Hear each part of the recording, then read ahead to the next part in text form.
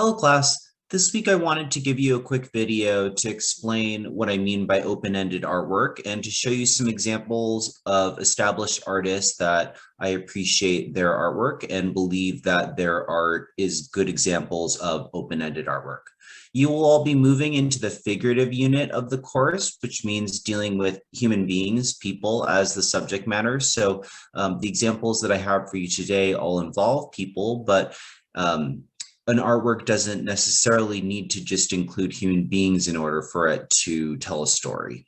So the first artist I want to show you is Kehinde Wiley, and he is best known for doing a portrait of former President Obama, but also for the gesture in his artwork of replacing historical images of royalty, usually European royalty, with images of Black men. And so this is an example of one of his paintings. This is another one of his well-known paintings. And so when I say open-ended in describing an artwork, what I mean by that is that an artwork like this doesn't give the viewer just one thing to think about this. Kehinde Wiley is not making a single statement about what it means to represent a Black man where historically it was, compositions and paintings depicting European white royalty.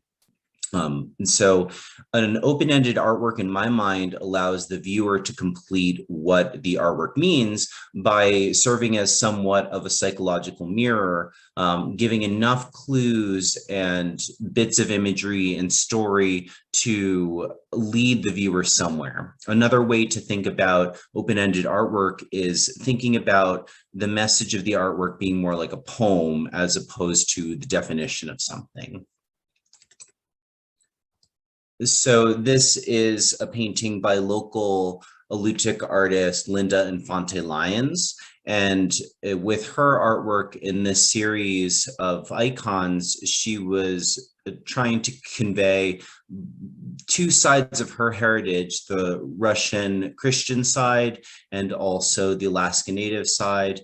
And so in an artwork like this, she was attempting to put imagery from both cultures at an equal importance within the piece. And with this artwork, I don't think that she's making a single statement, even though that's one way she describes the work. I think that the work is open-ended in that you as the viewer are allowed to interpret what this means.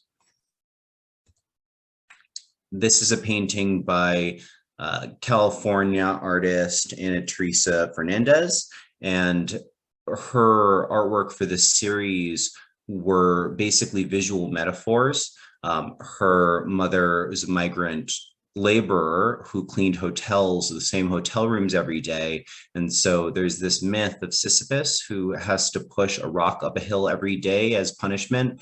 And so with this painting, Ana Teresa is attempting to mop the boardwalk clean at the shore. And so it's an impossible task as a metaphor, thinking about the work that her mother does. And so even though these artists have a specific inspiration point, and I think these works mean something specific to them, the viewer is not forced into that one reading of the work.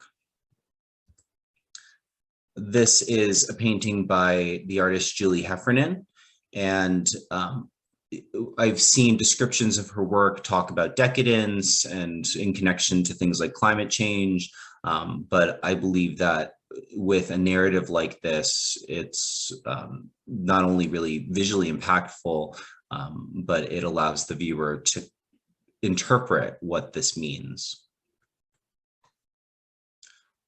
Something also that I want you to be thinking about is not only open-ended narratives, but also how to make an impactful artwork.